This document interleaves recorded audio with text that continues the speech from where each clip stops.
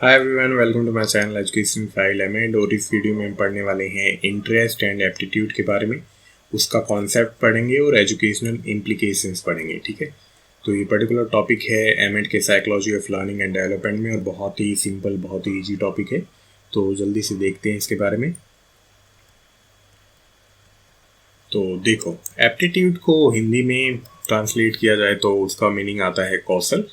तो simply aptitude क्या है कि वो पर्टिकुलर या स्पेशल पोटेंशियल है, एबिलिटीज हैं जो कि किसी पर्टिकुलर इंसान में किसी पर्टिकुलर फील्ड में हो सकती है। मतलब सपोज करो यहाँ पे लैंग्वेज है या मैथमेटिक्स है, रीजनिंग है, तो हो सकता है उस पर्टिकुलर इंसान में मैथ को सीखने के लिए कुछ स्पेशल पोटेंशियल, स्पेशल एबिलिटीज या क्षमताएं हो जो कि उस पर्टिकुलर इंसान को मैथ जल्दी सीखने में हेल्प करता हो। तो इट्स मीन कि उसमें बेसिक एप्टीट्यूड है मैथ को लेके। ठीक है, तो वही बात है कि इंडिविजुअल में स्पेशल पोटेंशियल है, एबिलिटी है, क्षमता है, ताकि वो स्पेसिफिक या सर्टेन फील्ड में अच्छे से परफॉर्म कर सके। ठीक है, तो इसके बहुत सारे फायदे हैं या उसको किस किस तरह से यूज कर सकते हैं वो आगे पढ़ेंगे।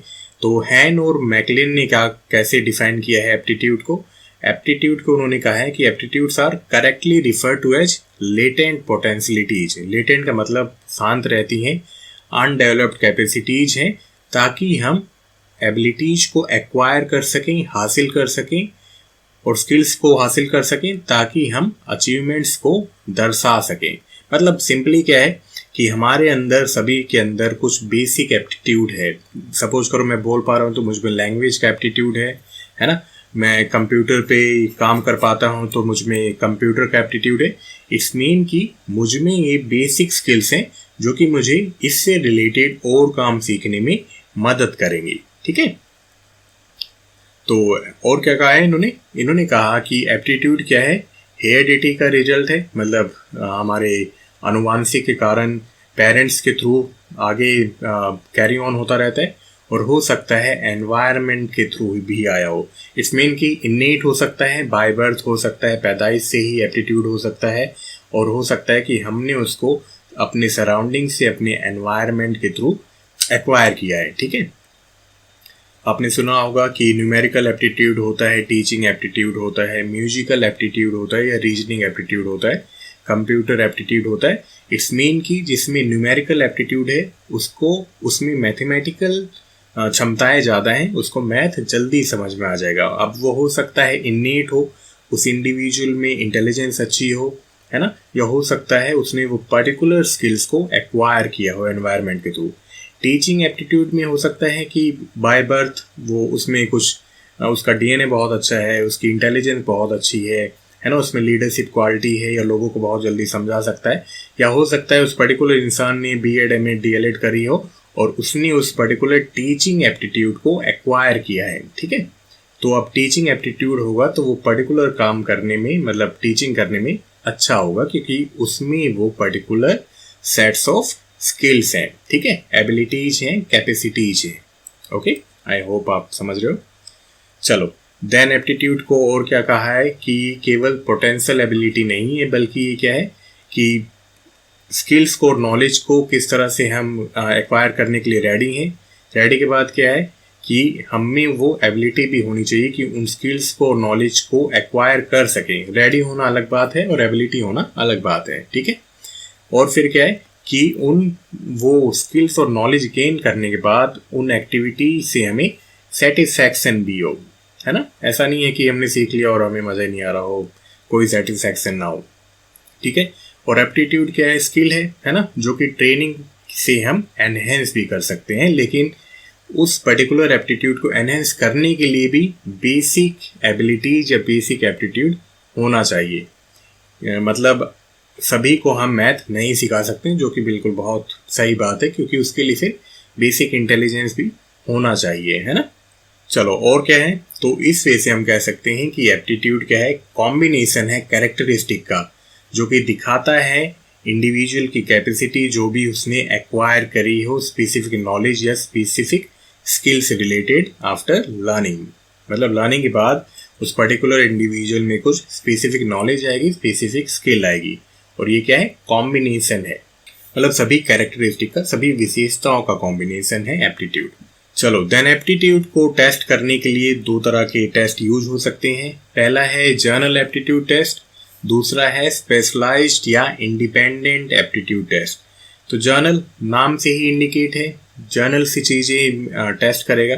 सपोज टीचिंग के एग्जाम होते हैं तो उसमें जर्नल एप्टीट्यूड टेस्ट होता है, simple language, reasoning, mathematical skill, है ना, इंग्लिश हिंदी को टेस्ट करना, वो क्या हो गया, जर्नल एप्टीट्यूड टेस्ट हो गया। और उसी में टीचिंग से रिलेटेड टीचिंग एप्टीट्यूड टेस्ट होता है, तो वो दर्शाता है स्पेशलाइज्ड एबिलिटी को, कि हमें वो स्पेशल एबिलिटी है या नहीं है। तो दोनों के एग्जाम्पल बहुत ही प्रैक्टिकली मैंने समझा दिए आपको। तो स्पेशलाइज में क्या है, मैकेनिकल टेस्ट होते हैं जो कि स्पेशल स्किल्स को मेजर करते हैं। सपोज एक कोडर है, मतलब जो कोडिंग करता है कंप्यूटर में, है ना, तो उसके लिए अगर जॉब में उसका इंटरव्यू लेना है तो उसमें हम क्या चेक करेंगे, उसका बेसिक एप्टीट्यूड चेक करेंगे कि उसको कोडिंग आती है या नहीं आती है ना। इसके लिए कौन कौन से टेस्ट हो सकते हैं, डैट होता है, डिफरेंशियल एप्टीट्यूड टेस्ट, GAT भी होता है, जनरल एप्टीट्यूड टेस्ट। तो ये सभी क्या हैं, स्पेशल या इंडिपेंडेंट एप्टीट्यूड टेस्ट हैं जो कि पर्टिकुलर एक्टिविटीज या पर्टिकुलर जॉब्स के लिए यूज किए जाते हैं, ताकि हम पता लगा सकें कि पर्टिकुलर इंसान में, इंडिविजुअल में वो बेसिक स्किल्स हैं या नहीं है। ओके, चलो देन एजुकेशनल इम्प्लीकेशंस क्या है। तो एप्टीट्यूड के बेस पे हम बता सकते हैं कि भाई उसका फ्यूचर कैसा होने वाला है ना, कि वो पर्टिकुलर सब्जेक्ट में, पर्टिकुलर काम में वो सक्सेस पाएगा या नहीं पाएगा। कह सकते हो ना कि सपोज किसी को थ्रो फेंकना ही नहीं आता हो तो वो हो सकता है क्रिकेट में अच्छा ना कर पाए, मतलब बेसिक स्किल्स तो आनी चाहिए ना, दौड़ना आना चाहिए, उसकी हेल्थ अच्छी होनी, तो हम इसे प्रेडिक्ट कर सकते हैं कि उसका फ्यूचर कैसा होने वाला है। हम बच्चों को एजुकेशनल या वोकेशनल गाइडेंस और ज़्यादा अच्छे से प्रोवाइड कर सकते हैं अगर हमें पता है कि पर्टिकुलर लर्नर में किस तरह का एप्टीट्यूड है। सपोज किसी को डॉक्टर बनना है लेकिन उस लर्नर में म्यूजिक का एप्टीट्यूड ज़्यादा है, तो हम कह सकते हैं कि ये डॉक्टर नहीं बन सकते, क्योंकि उसका इंटेलिजेंस ऐसा नहीं है कि वो चीज़ों को याद कर सके, चीज़ों को अप्लाई कर सके। और हमें ये भी पता है कि उस बच्चे को, उस लर्नर में म्यूजिकल एप्टीट्यूड ज़्यादा है, तो उसको उसी फील्ड में जाना चाहिए। ठीक है, हम ये भी एसेस कर सकते हैं कि पर्टिकुलर इंडिविजुअल किसी पर्टिकुलर टास्क के लिए, किसी पर्टिकुलर जॉब के लिए फिट बैठता है या नहीं बैठता है। जैसे कि जो बच्चे टेस्ट क्लियर नहीं कर पाते हैं, जनरल एप्टीट्यूड टेस्ट, तो उनका जॉब में सिलेक्शन नहीं होता है कि उनमें बेसिक एप्टीट्यूड नहीं है ना। एप्टीट्यूड टेस्ट के बेस पे हम बच्चों को ये भी हेल्प कर सकते हैं कि वो कौन सा सब्जेक्ट ले। सपोज साइंस आर्ट लेनी है लेकिन बेसिक मैथ नहीं आता, कॉन्सेप्ट अंडरस्टैंड नहीं हो पाता है, तो उसमें साइंस लेना मतलब नॉट ए गुड आइडिया। अगर बच्चा चीज़ों को याद कर पाता है, स्टोरी को याद कर पाता है, तो उस केस में क्या है, वो हिस्ट्री या ज्योग्राफी या जो भी जिसमें याद करने वाली चीज़ें हैं और बच्चे की वो स्किल्स अच्छी, मेमोरी वाली स्किल अच्छी है, तो वैसे सब्जेक्ट ले सकता है। ठीक है, और ऐसा नहीं है कि हम बच्चों के केवल स्पेशल स्किल्स को ही तवज्जो दें, उनको ही इम्पोर्टेंस दें। पेरेंट्स को, टीचर्स को हमेशा ध्यान रखना चाहिए कि बच्चे में जो भी बेसिक एबिलिटीज हो, बेसिक एप्टीट्यूड हो, उसको प्रेफरेंस देना चाहिए, उसी के बेस पे फिर उसको गाइड करना चाहिए। तो ये कुछ एजुकेशनल इम्प्लीकेशंस हैं एप्टीट्यूड के। देन पढ़ते हैं इंटरेस्ट। तो इंटरेस्ट बेसिकली क्या है, दिलचस्पी। तो इसको कैसे डिफाइन किया गया है कि ये क्या है, टेंडेंसी है किसी इंडिविजुअल में कि वो एक एक्टिविटी को सेलेक्ट करता है दूसरी एक्टिविटी की कंपैरिजन में, या कुछ चीज़ों को ज़्यादा प्रेफरेंस देता है बाकी एक्टिविटीज को छोड़ के। ठीक है, सपोज करो यहाँ पे 4 बॉक्स है ना, और मैं केवल इसी को इम्पोर्टेंस दे रहा हूँ, या ये मेरी टेंडेंसी है कि मैं इसी को इम्पोर्टेंस दे रहा हूँ, इसी को प्रेफरेंस दे रहा हूँ, तो इट्स मीन कि मुझे यही चीज़ ज़्यादा अच्छी लग रही है। तो इंटरेस्ट बेसिकली क्या हो सकते हैं, तो इंटरेस्ट हो सकते हैं सिंपल लाइक या डिसलाइक, या इंटरेस्ट हो सकते हैं बड़ी चीज़ों को भी सेलेक्ट करने में, जैसे कि करियर या प्रोफेशन। हमारा इंटरेस्ट हमें करते क्या है, इंटरेस्ट से हमें होता क्या है, इंटरेस्ट से हमें मिलता है इमोशनल प्लेजर, है ना। हम इमोशनली बहुत ही ज़्यादा प्लेजर फील करते हैं, अच्छा लगता है कि भाई हम गेम खेल रहे हैं तो उससे हमें इमोशनल प्लेजर मिल रहा है। ठीक है, मतलब जो भी हमारा अनप्लेजेंट स्टेट है वो रिलैक्स हो जा रहा है, जो भी टेंशन थी वो रिलैक्स हो जा रहा है। और हॉबीज बेसिकली किस पे डिपेंड होती हैं? इंटरेस्ट पे ही डिपेंड होती हैं, ठीक है। मतलब जो भी हमें अच्छा लगता है वही हमारी हॉबीज बन जाती हैं। चलो देन कुछ डेफिनेशन देख लेते हैं कि एपीए डिक्शनरी ने साइकोलॉजी, मतलब एपीए डिक्शनरी ऑफ साइकोलॉजी ने इंटरेस्ट को कैसे डिफाइन किया है।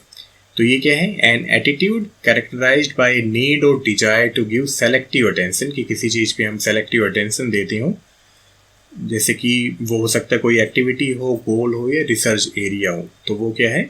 इंटरेस्ट है।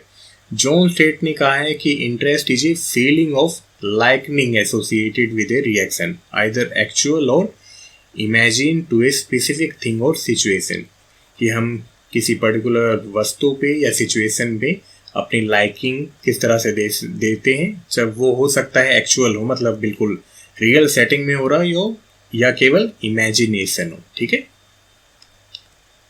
चलो जॉन मैनसन ने ही इंटरेस्ट को दो पार्ट्स में डिवाइड किया है, intrinsic interest and extrinsic interest. तो इंट्रिंसिक या आंतरिक दिलचस्पी क्या है, इंटरेस्ट क्या है? जो कि हमें इमोशनल प्लेजर प्रोवाइड करते हो और जिसमें कोई आउटर रिवॉर्ड लिंक ना हो, ओके। एक्सट्रिंसिक में क्या है? इसमें आउटर रिवॉर्ड या प्रेज इंक्लूड हो, जैसे कि कोई काम को पसंद करना, किसी काम को पसंद करना, क्योंकि उसमें केवल और केवल मनी इन्वॉल्व है, तो वो आपका इंटरेस्ट नहीं हुआ। चलो देन इंटरेस्ट को कैसे मेजर किया जा सकता है? तो इंटरेस्ट को दो तरीकों से मेजर किया जा सकता है, formal methods and informal methods. तो फॉर्मल मेथड में क्या होगा भाई? फॉर्मल मेथड में होगा कि पर्टिकुलर टेस्ट होंगे, स्पेशलाइज्ड एंड स्टैंडर्डाइज्ड टेस्ट होंगे, जैसे कि इन्वेंट्रीज के बारे में मैं अभी ये अगली स्लाइड में बताऊंगा। इनफॉर्मल मेथड क्या होंगे कि पेरेंट्स ने या टीचर्स ने इंटरव्यू ले लिया, ऑब्जर्व कर लिया, टीचर्स ने रेटिंग कर ली, क्वेश्चन पूछ ली, चेकलिस्ट पूछ ली, तो उससे क्या है, हमें बच्चों का या लर्नर का इंटरेस्ट पता चल जाएगा, ठीक है। इन्वेंट्रीज के एग्जांपल ये हो सकते हैं। इन्वेंट्रीज बेसिकली यूज होती हैं कब? जब हमें बच्चों को अच्छे से एजुकेशनल या वोकेशनल गाइडेंस प्रोवाइड करना हो। ये इंटरव्यू से या दूसरे टूल से बहुत ज़्यादा अच्छे होते हैं, क्योंकि इसमें पूरा कंप्रिहेंसिव रिपोर्ट या बच्चों का डाटा रहता है ना। इन्वेंट्रीज अपने आप में क्या है? इन्वेंट्री बहुत सारा, मतलब जिसमें डाटा हो या बहुत सारा सामान हो। तो ये कुछ इन्वेंट्रीज हैं, जैसे कि Kuder preference record, Thurstone vocational interest schedule, Strong vocational interest blank. तो ये सभी क्या है? इन्वेंट्रीज के एग्जाम्पल हैं, मतलब टेस्ट के एग्जाम्पल हैं, ठीक है। चलो देन एजुकेशनल इम्प्लीकेशन क्या है भाई? तो इंटरेस्ट के बेस पे क्या है, हम टीचिंग स्ट्रेटजी मेथड्स ट्राई कर सकते हैं कि बच्चों को कौन सा मेथड ज़्यादा पसंद है। टीचिंग एड्स का यूज कर सकते हैं, क्योंकि हमें रिसर्च के जरिए पता है कि बच्चों को टीचिंग एड्स से पढ़ने में बहुत ही ज़्यादा मज़ा आता है ना। दिलचस्पी और ज़्यादा हो जाती है, जैसे कि स्मार्ट क्लासेस, पिक्चर्स का यूज करना, वीडियोज का यूज करना, एनिमेशंस का यूज करना, उन सभी तरीक़ों से हम बच्चों की लर्निंग को एनहेंस कर सकते हैं, क्योंकि बच्चों के इंटरेस्ट के अकॉर्डिंग हम उन्हें पढ़ा रहे हैं, ठीक है। बच्चों को प्रॉपर्ली गाइड किया जा सकता है उनके इंटरेस्ट और एप्टीट्यूड के बेस पे, ओके। जैसा कि मैंने एग्जांपल दिया था कि बच्चे का जो इंटरेस्ट है वो है डॉक्टर बनने में, लेकिन बच्चे के जो एप्टीट्यूड स्किल है वो है म्यूजिक में या सिंगिंग में, है ना। तो केवल और केवल इंटरेस्ट के बेस पे एक फील्ड सेलेक्ट नहीं करनी चाहिए, उसमें बेसिक एप्टीट्यूड होना भी ज़रूरी है। चलो देन क्या है कि हम जो भी कंटेंट है उसको डिजाइन और प्रेजेंट कर सकते हैं बच्चों के इंटरेस्ट के अकॉर्डिंग, मतलब उनकी लाइक्स और डिसलाइक के अकॉर्डिंग। बच्चों को इंटरेस्टेड बनाया जा सकता है, क्यूरियस बनाया जा सकता है, उसमें टीचर की भूमिका बहुत ज़्यादा है, क्योंकि जब बच्चों को क्लियर एजुकेशनल एम्स और गोल्स प्रोवाइड होंगे ना, तो बच्चों का इंटरेस्ट अपने आप एनहेंस हो जाएगा कि पर्टिकुलर कोर्स करने के बाद, पर्टिकुलर कंटेंट पढ़ने के बाद ये सभी चीज़ें हमें मिलने वाली हैं, ठीक है। तो टीचर की ड्यूटी बनती है कि बच्चों को हमेशा इंटरेस्टेड या क्यूरियस बनाए रखे, ओके। तो दोनों ही चीज़ें हमने अच्छे से पढ़ ली, आई होप आपको अच्छे से समझ में आया होगा। तो ये कुछ रेफरेंसेस हैं, आप यहाँ से जाके पढ़ सकते हो। तो मिलते हैं नेक्स्ट वीडियो में, till then bye bye, take care.